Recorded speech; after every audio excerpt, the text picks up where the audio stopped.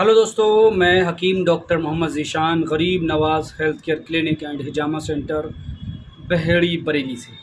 उम्मीद है आप सभी खैरियत से होंगे। वीडियो देख करके फ़ायदा हासिल करते होंगे, अपने दोस्तों को शेयर करके फ़ायदा भी पहुंचाते होंगे। दोस्तों, आज मैं इस वीडियो में आपको यूरिक एसिड का इलाज बताने वाला हूँ। जिन लोगों के यूरिक एसिड बढ़ रहा है, ख़ास तौर से जिनके पैरों के तलवों में, एड़ियों में या पैरों के आगे के हिस्से में दर्द रहता है, तलवों के ऊपर या नीचे के पूरे पोर्शन में बहुत ज़्यादा दर्द रहता है। क्योंकि जितने भी यूरिक एसिड के पेशेंट आते हैं, उनके शुरुआती दर्द जो है वो पैरों के तलवों में, एड़ी में, इस जगह पे ज़्यादा दर्द होता है, या उसके बाद फिर ये जो उंगलियां होती हैं, जॉइंट्स छोटे वाले, इसमें ज़्यादा दर्द होता है। तो अगर इस तरह का दर्द है तो आप इसका यूनानी इलाज कैसे करेंगे, लाइव मैं आपको दिखाऊंगा। और कौन सी दवा इस्तेमाल कर सकते हैं आप मार्केट की या घर की बना करके, सारी जानकारी मैं आपको देने वाला हूं। दोस्तों, एक छोटी सी गुजारिश है आपसे कि अगर आप हमारे यूट्यूब चैनल पर पहली बार आएँ तो चैनल को सब्सक्राइब करें, पास में बेल आइकन का बटन ज़रूर दबाएं, ताकि आने वाले दिनों में जो हम वीडियो अपलोड करेंगे तो नोटिफिकेशन आपके पास पहुँचे और आप वीडियो देख करके पहले फ़ायदा हासिल करें। देखिए, यूरिक एसिड जब बढ़ता है तो जो हमारे घर में हल्दी जो होती है ना, हल्दी, खाने में हल्दी का इस्तेमाल ज़्यादा करना चाहिए। हल्दी जो होती है वो यूरिक एसिड को कंट्रोल करती है, टर्मरिक जिसे कहते हैं। हल्दी का बहुत बड़ा रोल है यूरिक एसिड को कंट्रोल करने के लिए।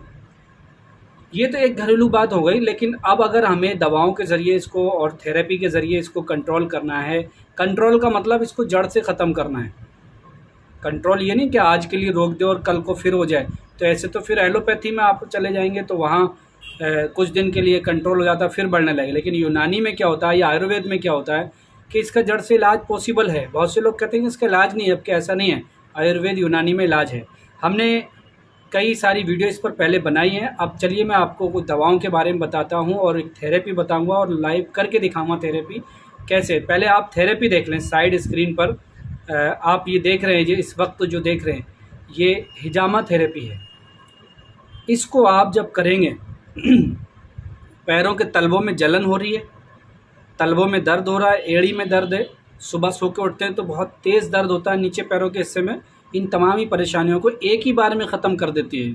अगर आप हर महीने 3-4 महीने लगातार करा लें, कितना भी पुराना पैरों में तलवों का जलन और दर्द हो, सब ख़त्म हो जाएगी इस थेरेपी से। दवा भी बताऊँगा मैं आपको, आप स्क्रीन पर देखते रहें।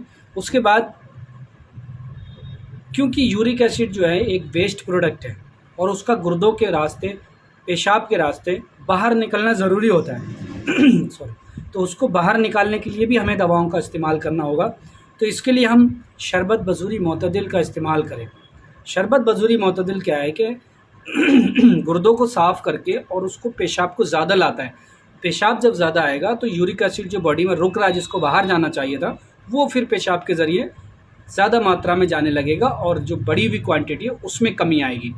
हिजामा तो इसमें मतलब कंपलसरी है अगर आप ये मर्ज़ ख़त्म करना चाह रहे हैं। 10-10 ml सुबह शाम इसका इस्तेमाल करें, शरबत बजूरी मोतदिल का। कोई भी कंपनी का ले ले, ये शरबत बजूरी मोतदिल बहुत सारी बीमारियों में काम आता है। इस पर आप हमारी यूट्यूब पर अलग से वीडियो देख सकते हैं, पूरी डिटेल से कैसे बनता है ये आप अलग से देख सकते हैं। उसके बाद ऐसे तो मार्केट में बहुत सारी दवा, यूरिकोनिल के नाम से भी लोग इसको मार्केट में सिरप बनाते हैं, और यूरिक एसिड के नाम से यूरिक एसिड, पता नहीं क्या क्या नाम से आते हैं। हमने भी इस पर एक एक्सपेरिमेंट किया और एक कैप्सूल बनाए हैं यूरिक एसिड के लिए, या पूरी बॉडी के यूरिक एसिड को कंट्रोल करने के लिए।